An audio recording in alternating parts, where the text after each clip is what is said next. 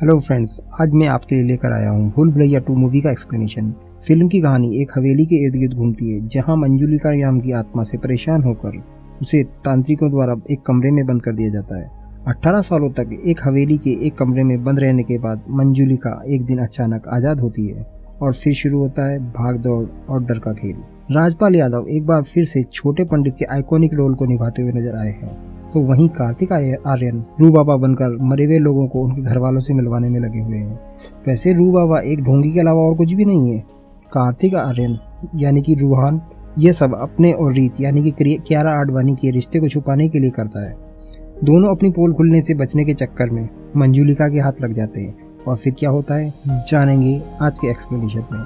साथ ही साथ दोस्तों, अगर आपने अभी तक हमारे चैनल को सब्सक्राइब नहीं किया है तो प्लीज़ सब्सक्राइब बटन दबाकर हमें प्रोत्साहित करें ताकि हम आगे भी आपके लिए ऐसे ही एक्सप्लेनेशन लाते रहें। कहानी की शुरुआत में हम एक पुरानी हवेली में पूजा होती दिखाई जा रही है और पूजा के बीच में ही एक भूतनी आ जाती है जो कि मंजुलिका है और अंजुलिका को उठाकर एक कमरे में ले जाती है। अंजुलिका और मंजुलिका दोनों यहाँ पर बहनें हैं और दोनों का ही रोल यहाँ तब्बू ने प्ले किया है। यहाँ पर मंजुलिका पर एक पंडित अटैक करके उसे एक रूम में बंद कर देता है और लगा देता है बाहर से ताला, और इसके बाद इस हवेली का पूरा परिवार यह हवेली छोड़कर दूसरी हवेली में शिफ्ट हो जाता है और साथ ही साथ यहाँ पर सीन भी शिफ्ट हो जाता है। अब सीन 18 साल बाद कार्तिक आर्यन को दिखाया जा रहा है जिसका मूवी में नाम रोहन है, जो एक सूटकेस के साथ खड़ा है और उसे पता भी नहीं सूटकेस किसका है और वो सूटकेस कुछ ही दूर खड़ी कियारा का है और मूवी में इस कियारा का नाम रीत है। अब रोहन को धीरे से पता चलता है कि ये सूटकेस रीत का है, तो वो सूटकेस देने के बहाने रीत के साथ फ्लर्ट करने लगता है। पहले तो रीत उसे इग्नोर करने लगती है पर बाद में उसे गुस्सा आने लगता है तो वो अपना ही फ़ोन ज़मीन पर मारकर तोड़ देती है। अब मजबूरी में वो रोहन के साथ चल पड़ती है। अब यहाँ रोहन और रीत जिस बस में जाने वाले हैं तो रोहन की वजह से वो बस मिस हो जाती है क्योंकि रोहन रीत को एक मेले में ज़बरदस्ती घुमाने के लिए ले जाता है। अब जो बस उनसे मिस हुई थी कुछ देर बाद पता चलता है कि उसका एक्सीडेंट हो गया है और उसमें बैठे सभी लोग मारे गए और ये खबर रीत के परिवार को भी मिलती है तो परिवार को लगता है कि शायद रीत भी मर गई है। अब रीत अपनी कजन को ये बताने के लिए कॉल करती है कि वो सब ठीक है, लेकिन रीत की बहन त्रषा उसी लड़के को पसंद करती है जिससे रीत की शादी होने वाली है और वो लड़का भी त्रषा को पसंद करता है। तो अब यहाँ रीत अपनी सिस्टर की शादी करवाने के लिए अपने घर पर किसी को भी नहीं बताती कि वो जिंदा है। अब वो रोहन को अपने साथ राजस्थान चलने के लिए कहती है कि वो अपने परिवार से तब तक छिपी रहेगी जब तक कि त्रषा की शादी नहीं हो जाती। अब यहाँ कहानी से लॉजिक पूरी तरह गायब दिखाई दे रहा है, पर हाय रे क्या करे बॉलीवुड। रोहन भी इस बात के लिए मान जाता है और दोनों अब राजस्थान के लिए चल पड़ते हैं और राजस्थान पहुँच भी जाते हैं। अब रीत को पता चलता है कि वो कहीं और नहीं छिप सकती, इसलिए अब वो एक पुरानी हवेली में जाकर छिपती है जिसको कि ये लोग कई साल पहले छोड़कर चले गए थे क्योंकि रीत को लगता है कि चाहे जो भी हो जाए इस हवेली में तो कोई नहीं आएगा। अब जब ये दोनों हवेली में एंटर होते हैं तो कुछ अब नॉर्मल चीज़ें होने लगती जैसे लाइट का आना, वो भी इतने सालों बाद बंद पड़ी हवेली में। अब पुरानी हवेली में लाइट देखकर वह छोटा पंडित यानी कि राजपाल यादव रीत के घर वालों को जाकर ये खबर देता है। तो अब रीत के परिवार वाले पुरानी हवेली की तरफ आते हैं क्योंकि उनको चिंता है कि कहीं कोई गलती से भी उस दरवाजे को वापस ना खोल दे जिसमें कि मंजुलिका बंद है। अब रीत की फैमिली वहाँ पहुँचती है तो रोहन ये ड्रामा करने लगता है कि रीत की आत्मा उसे वहाँ लेकर आई है और वो रीत की आत्मा से बात भी कर सकता है और वो कहता है कि रीत की आत्मा ने ही उससे कहा है या वो यह चाहती है कि उसकी फैमिली वापस से इसी हवेली में आकर रहे और तिशा की शादी भी सागर से कर दी जाए।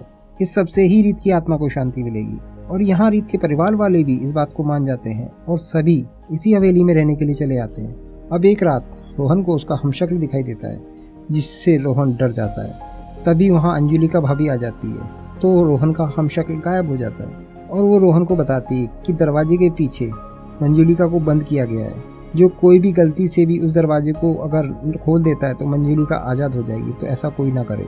अब यहाँ सभी जगह रोहन के बारे में बात फैल जाती है कि रोहन आत्माओं से बात कर सकता है और सभी लोग उसको रोहन बाबा रूह बाबा बुलाने लगते हैं। अब इसमें रोहन को भी बड़ा मज़ा आ रहा है तो वो सबको मनगढ़ंत पागल बनाने में लगा रहता है। लेकिन यहाँ पहले से एक और पंडित है। अब चूँकि रोहन यहाँ पर बाबागिरी कर रहा है तो उस पंडित का बिजनेस ख़राब हो गया है, इसीलिए वो रोहन पर बहुत गुस्सा है। उसका रोहन पर गुस्सा दिनों दिन बढ़ता ही जा रहा है। अब एक दिन एक बच्चा गलती से रीत को देख लेता है और वो सभी को जाकर बता देता है तो रोहन यह कहकर बात घुमा देता है कि शायद रीत की आत्मा को उसने देखा है क्योंकि बच्चे तो भगवान का रूप होते हैं और बाद में जाकर उस बच्चे को धमका देता है कि अगर उसने दोबारा कुछ ऐसा बोला तो वो उसको बहुत मारेगा। पर अब रोहन के साथ ऐसी हॉरर सिचुएशंस कई बार होने लगती हैं, बार बार होने लगती हैं। इससे रोहन डरने लगता है, तो वो यहाँ से भागने का प्लान बनाता है, लेकिन रीत फिर से उसे अपनी बातों में लपेट लेती है और वो भी रीत का डाला हुआ दाना चुग लेता है। हैरी लड़की का चक्कर वो यहीं रुक जाता है। और फिर एक दिन रोहन और रीत के चाचा दोनों ड्रिंक कर रहे हैं। नशे में भंड होकर वो दोनों अंजुलिका वाले कमरे की तरफ चले जाते हैं और वो जैसे ही दरवाज़ा खोलने वाले होते हैं तभी अंजू यानी कि अंजुलिका आकर उन्हें टोक देती है। अब मंजुलिका की कहानी इन दोनों को सुनाती है और सीन फ्लैशबैक में चला जाता है। इस गांव में एक बंगाली परिवार रहता था जिसकी 2 बेटियां थीं, अंजू और मंजू, यानी कि अंजुलिका और मंजुलिका। ये दोनों सेम टू सेम दिखाई देती थी और दोनों ही बहुत अच्छी डांसर भी थी। यहाँ ये दिखाया जाता है कि मंजू मन ही मन अंजू से बहुत ज़्यादा जलती है और वो धीरे धीरे ब्लैक मैजिक भी सीख रही है। और नेक्स्ट सीन में हमें दिखाया जाता है कि दोनों बेटियाँ बड़ी हो जाती हैं। मंजू यहाँ पर एक कुंवर शाह को पसंद करती है, लेकिन कुंवर शाह अंजू को पसंद करते हैं, इसीलिए कुंवर शाह की शादी अंजू से तय हो जाती है और इससे मंजू को बहुत हर्ट होता है और इससे वो गुस्सा होकर शादी वाली रात ही अंजू और कुंवर शाह पर ब्लैक मैजिक करने लग जाती है। ये सब करते हुए अंजुलिका के फादर मंजुलिका को देख लेते हैं, तो मंजुलिका उसके फादर को भी मार देती है। और नेक्स्ट सीन में दिखाया जाता है कि अंजू अपने बेड पे लेटी हुई है और मंजू उस पर हमला कर रही है और जब कुंवर शाह उसे रोकते हैं तो कुंवर शाह पर भी वो हमला कर देती है। अब मंजू से अपने हस्बैंड को बचने के वास्ते अंजू उसे चाकू मार देती है। इससे मंजू मर जाती है, लेकिन मरने के बाद मंजू चुड़ैल बनकर वापस आती है और कुंवर शाह को जोर से गिरा देती है। कुंवर शाह को लकवा हो जाता है। अब कुछ पंडित मिलके मंजुलिका को एक कमरे में बंद कर देते हैं और बाहर से तंत्र मंत्र करके गेट लगा देते हैं और वहाँ पर एक त्रिशूल भी गाड़ देते हैं। अब अगर कोई इस दरवाजे को ओपन करता है तो मंजुलिका फिर से आज़ाद हो जाएगी और वो सबसे अपना बदला भी लेगी। और ये सब जानकर रोहन की फट लेती है और वो दरवाज़ा ओपन करने से मना कर देता है। अब नेक्स्ट सीन में हम देखते हैं कि छोटा पंडित रीत को देख लेता है और वो जाकर सबको बता देता है। अब यहाँ पर रीत को ढूंढने के लिए सभी दौड़ पड़ते हैं, तो रीत रोहन दोनों छुपने के लिए हवेली के भागते भागते उसी हॉरर रूम में पहुँचते हैं जहाँ पर मंजुलिका कैद थी। रीत उसी रूम में चली जाती है और रोहन बाहर से दरवाज़ा लगा देता है। अब जब पूरी हवेली की तलाशी के बाद भी रीत नहीं मिलती, पर छोटे पंडित की बड़ी बेइज्जती हो जाती है। इसके बाद रोहन रीत के पास आता है उसी रूम में, तो वो देखता है कि रीत काले कपड़े पहनकर आमी जे तुम्हार गा रही है और डांस भी कर रही है। रीत को मंजुलिका समझकर रोहन की फिर से फट जाती है, तो रीत हंसती है। रीत हंसती है मतलब ये एक मजाक था जो रीत ने रोहन के साथ किया था। नेक्स्ट सीन में हम देखते हैं कि रात शादी की रस्में शुरू हो चुकी है और शादी की रस्म से पहले कुछ ही दिन पहले फिर से एक हॉरर सीन जनरेट होता है। सब तरफ हवा में चीज़ें उठ जाती है। अब रोहन यह चिल्ला चोट करके मंजुलिका को शांत कर देता है और सभी सामान जो हवा में उड़ रहा था वो वापस नीचे आकर गिर पड़ता है।